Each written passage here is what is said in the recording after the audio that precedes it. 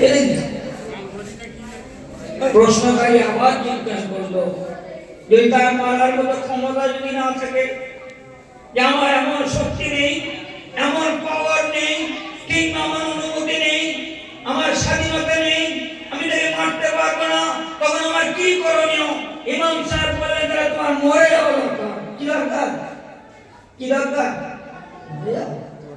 আমরা ভারতবর্ষে মুসলমান আইনকে সম্মান করি, আমরা ভারতবর্ষে মুসলমান সংবিধানকে শ্রদ্ধা করি। আমার এই নবীকে যদি কেউ গালি দেয়, হয়তো আমরা তাকে খুন করতে পারবো না, আমরা আইন বিরোধী হয়ে যাব, আমরা সংবিধান বিরোধী হয়ে যাব, হয়তো তাকে খুন করতে পারবো না। তা আমাদের কি করতে হবে? ইমাম সাহেব বলে, তোমাদের মরে যেতে হবে। ইনশাআল্লাহ রাব্বুল আলামিন পৃথিবীর কোন শক্তি, কোন পাওয়ার যদি কোরআনের উপরে হস্তক্ষেপ করে, মাদ্রাসার উপরে হস্তক্ষেপ করে, মসজিদের উপরে হস্তক্ষেপ করে, ওয়াকফ সম্পত্তি হস্তক্ষেপ করে, কিংবা নবীর বিরুদ্ধে আক্রমণ করে, গালি দেয়, তার পবিত্র চরিত্রের বিরুদ্ধে, হয়তো তাকে মারতে পারবো না, কিন্তু আমরা লক্ষ লক্ষ মুসলমান প্রাণ দিতে তৈরি আছি। কি আছি না নেই? লক্ষ লক্ষ মুসলমান। কেননা আপনার রক্তের বিনিময়ে, আপনার ঘামের বিনিময়ে, আপনার প্রাণের বিনিময়ে, আপনার শাহাদাতের বিনিময়ে আগামী প্রজন্ম বেঁচে যাবে।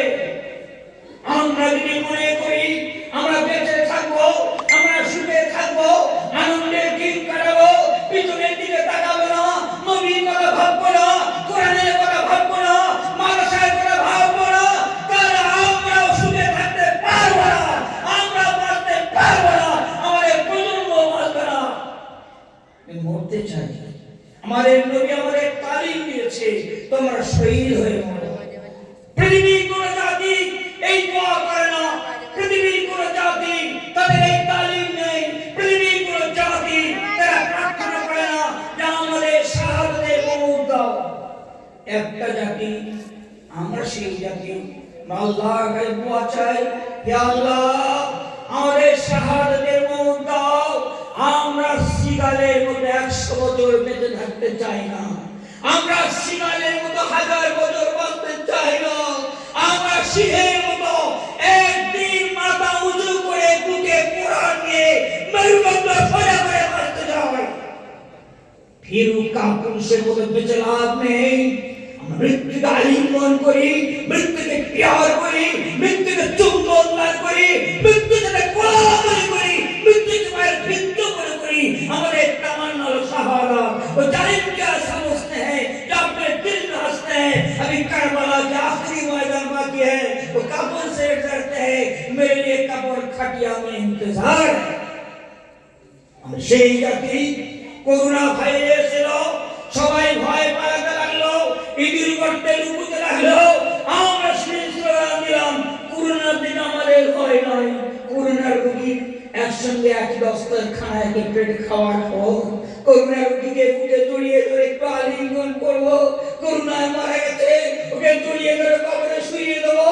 কেননা বিশ্বাস করি মৃত্যুর ফায়দা আসমানে হয়, জমিনে হয় না। এবার কথায় মনে রাখবেন, সালমান রুশদি কোরআনের বিরুদ্ধে বই লিখলো, তাসলিমা নাসরিন কোরআনের বিরুদ্ধে বই লিখলো, বললো কোরআনের মধ্যে অনেক ভুল আছে, আরো অনেক। সময় খুব কম, আমি ওদিকেই যাচ্ছি না। মূল কথা হলো যে কোরআনের বিরুদ্ধে বই লেখে ভারতবর্ষ তাকে সম্মানিত করে। আমাদের ভারত সরকার তাসলিমাকে ডেকে এনে তাকে আনন্দ পুরস্কার দিল। আনন্দবাজার পাবলিকেশন কর্মকর্তারা একটা বই আবার লিখলো, তার নাম লজ্জা। কিসের এত লজ্জা?